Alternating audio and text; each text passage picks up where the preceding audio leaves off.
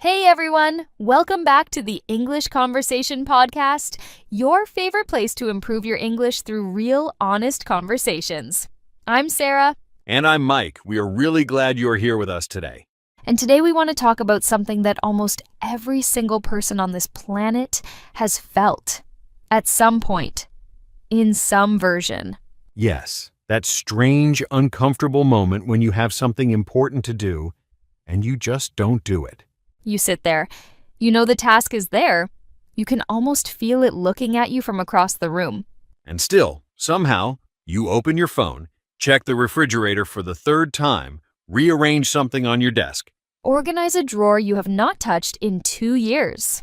Exactly. Do anything except a thing. And then the evening comes, and you feel that heavy mix of guilt and tiredness that is somehow worse than if you had just done the task. Which makes the next day even harder. Because now there is not just the task, there is also the memory of not doing it. And the story you start telling yourself, I'm lazy, I have no discipline. Why can't I just be a normal person? And here is the truth that a lot of people have never been told. That story is almost always wrong. Right. Because procrastination, delaying important tasks, especially ones that matter to you, is almost never about laziness. It is about something much more interesting. And in today's episode, we want to explore that together. So we are sharing 8 honest ideas about why we procrastinate, what the brain is actually doing, and what small, realistic things can actually help. And because this is the English Conversation Podcast, everything we discuss is wrapped inside real, natural English you can actually use. This is a B1, B2 level episode, so you will hear some richer vocabulary, but always inside context. The meaning will come to you naturally as you listen. And do not worry if you miss a word here or there. Just stay with us.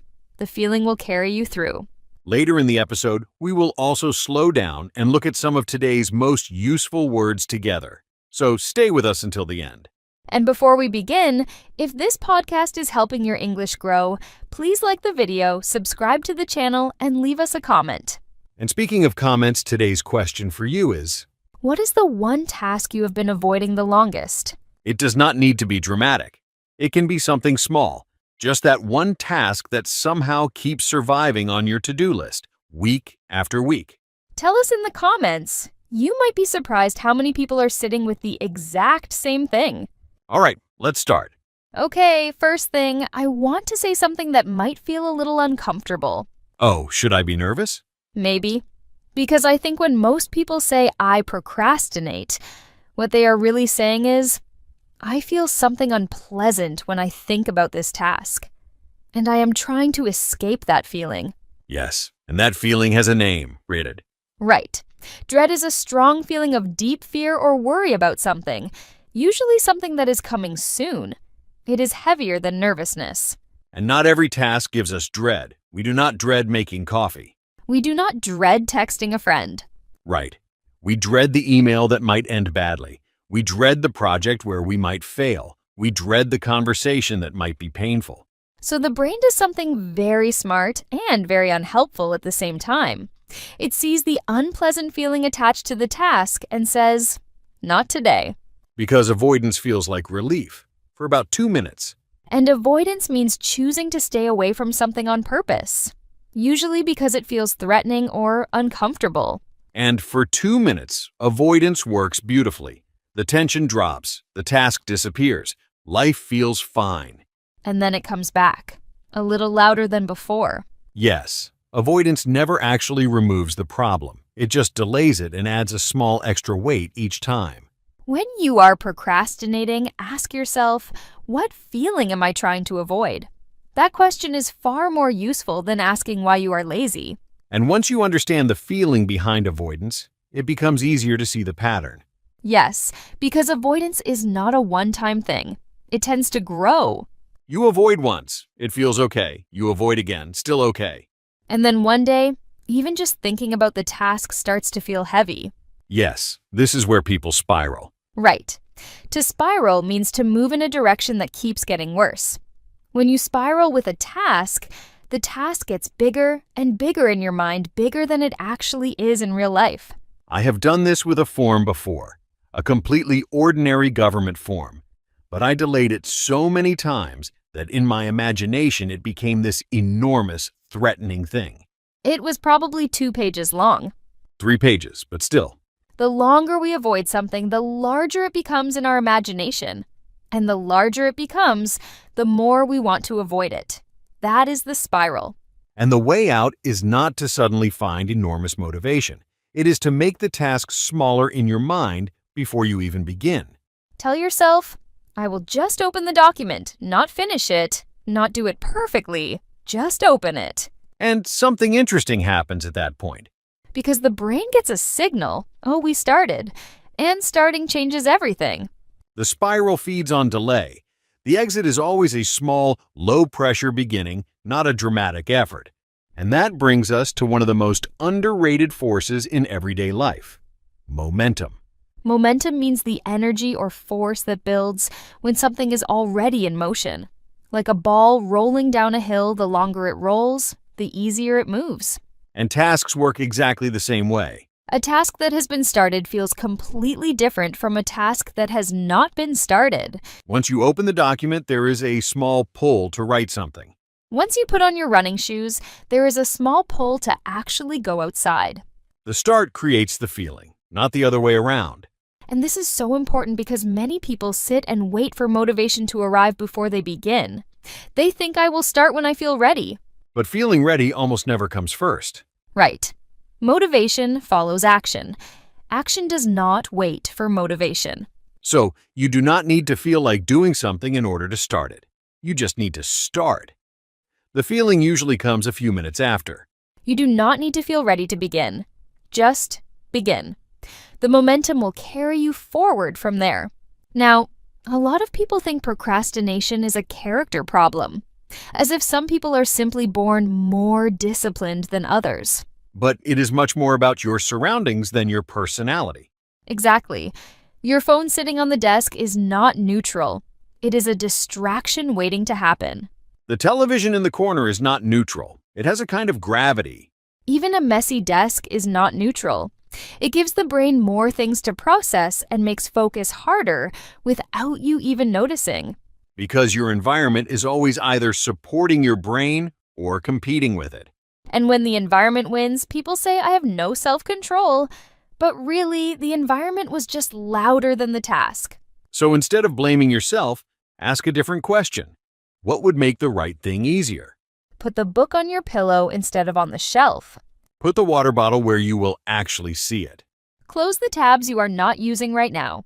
These are not dramatic life changes. They are just small adjustments that help your brain go in the direction you actually want. Do not fight your environment. Design it. Small changes to your surroundings can make the right choices feel almost automatic. And beneath so much of this, there is one feeling that drives procrastination more than almost anything else, and people rarely name it directly. Overwhelm. Yes, to overwhelm someone means to give them more than they can comfortably handle mentally or emotionally. And modern life does this to people constantly. Not just with big problems. With an endless combination of small, medium, and large things all asking for attention at the same time. And when the brain is overwhelmed, it does something very predictable. It shuts down. Not because you are weak, because the brain is protecting itself. It looks at the list and says, I cannot handle all of this at once, so I will handle none of it. And then you end up staring at your phone for 30 minutes while the list quietly waits. Which feels terrible, but also like relief, both at the same time. And that combination is what makes overwhelm so difficult to escape. So, when you feel overwhelmed, do not try to do everything. Pick one thing, the smallest one on the list. Just one. Finish it. Let that be enough for right now. Because the brain needs a win, any win. And one small, completed thing is more powerful than 10 half-started things. When everything feels too much, choose less. One finished task is worth more than 10 things in progress. Now, there is something I want to say carefully here. Because it is sensitive, but it is also very real. Go ahead. Sometimes people delay not because the task is hard, but because they care about it too much. Yes, the task matters deeply, so they want to do it perfectly. And because they cannot start and immediately do it perfectly, they do not start at all. And that is a very quiet form of self-protection. Because if you never submit the work, it can never be judged. If you never send the message, it can never be rejected. If you never publish the thing, no one can say it was not good enough. But here is the uncomfortable truth. Waiting for perfect is the same as choosing nothing. And something interesting happens when you push past that threshold. Right. Threshold is the point at which something begins the moment you cross from not doing into doing. And once you cross that threshold, once you send, submit, publish, begin, the fear almost always becomes smaller than it felt before you started. Because the imagination of failure is usually much bigger than actual failure. And most things that feel like failures are just drafts. Done is not perfect, but done is real. And real is where everything begins. Progress always beats perfect. Cross the threshold, you can make it better later. But first begin. Here is something I find really reassuring about all of this. Every person who seems consistently productive, they feel dread too. Yes, they feel the resistance. They feel the pull toward avoidance. The difference is not that they have no fear. The difference is that they have something steady to return to when the fear appears. And that something is often called an anchor. Right. An anchor is something that keeps you stable and connected, like a ship's anchor keeps the boat from drifting away. And a personal anchor can be a reason, a routine, or just a small habit that pulls you back to what matters.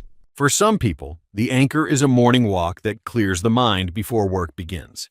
For others, the anchor is a specific song that says, "Okay, now we focus." For others, it is simply starting at the same time every day until the brain accepts this is when we work. And anchors are powerful because they remove the decision. You do not need to ask yourself, "Do I feel like doing this today?" Right, the anchor answers for you. Find a small anchor for the things that matter to you, not a complicated system, just one reliable signal that tells your brain, "We start now." And the final idea I want to leave with you today is about how the brain actually works over time. Yes, because some people believe this is just how I am. I'm a procrastinator. It is my personality. But the brain is not fixed. It is designed to change. Right. The brain can actually rewire itself based on what you practice. And rewire means exactly what it sounds like to change the connections inside, to build new pathways through repetition. So every single time you push past the dread and begin something, even something small, you are building a slightly stronger path toward doing.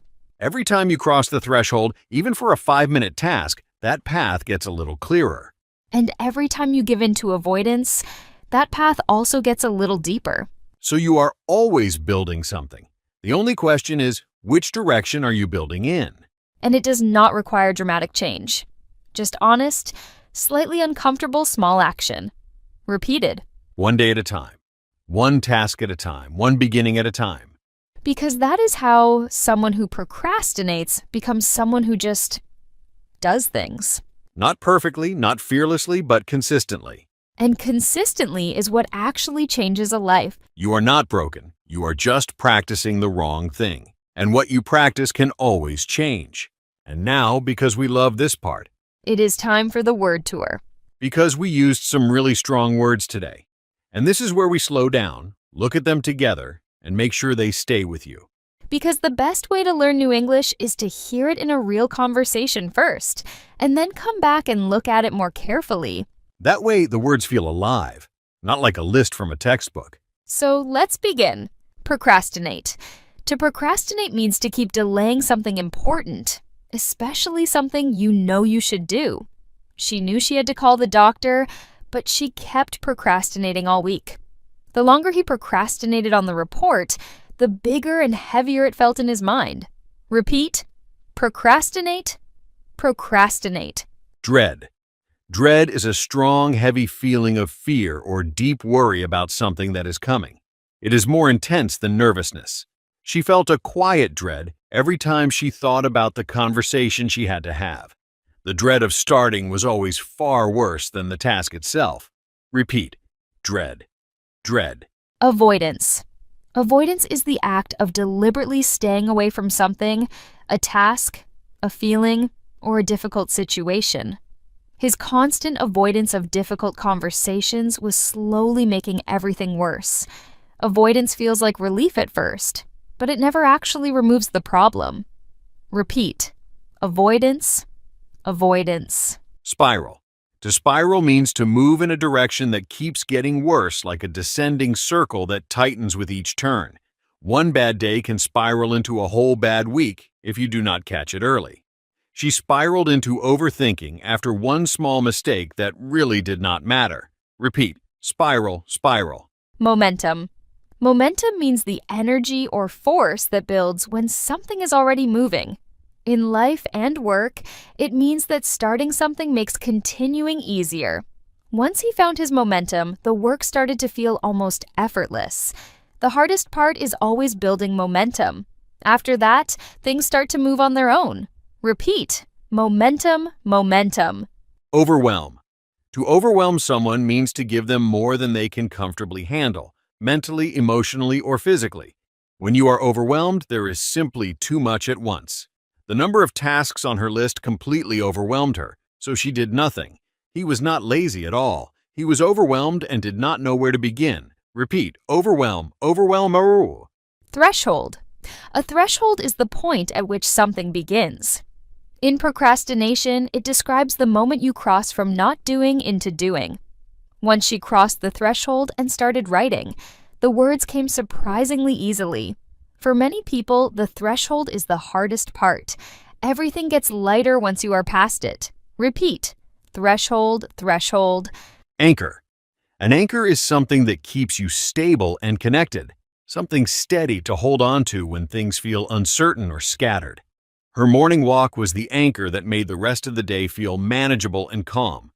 Find a small anchor for your work, one reliable signal that tells your brain, this is when we begin. Repeat. Anchor, anchor. Rewire. To rewire something means to change its internal connections. When we talk about rewiring the brain, we mean changing how it responds through consistent, repeated practice. The brain can rewire itself when you practice new behaviors again and again over time. Every time you push past the fear and begin, you rewire the brain a little more toward action. Repeat. Rewire. Rewire. And those were today's words. What beautiful, powerful, real-life words they are. Because these are not just vocabulary for an exam. These are words that describe things you actually feel in real moments, on real days. So try to use just one or two of them this week. In a journal, in a message to a friend, in your own thoughts. And honestly, today's episode was not only about procrastination. Right. It was about something quieter and more important. Understanding yourself a little better. Understanding why you delay, what you are afraid of, and how the brain can change when you give it the chance. So if one idea stayed with you today, let that be enough. One small shift can change the feeling of a whole week.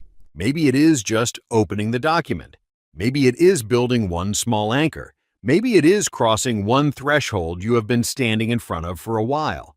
And if this episode gave you something today, please tell us in the comments. What is the one task you have been avoiding the longest? And after listening today, what is one small thing you want to do differently? We really read every comment, and we always love hearing your thoughts. And if this podcast is part of your English learning journey, please like the video, subscribe to the channel, and share it with someone who might need a small push today. This is Sarah. And this is Mike. And you have been listening to the English Conversation Podcast. Take care of yourselves, and we will see you in the next one. Bye.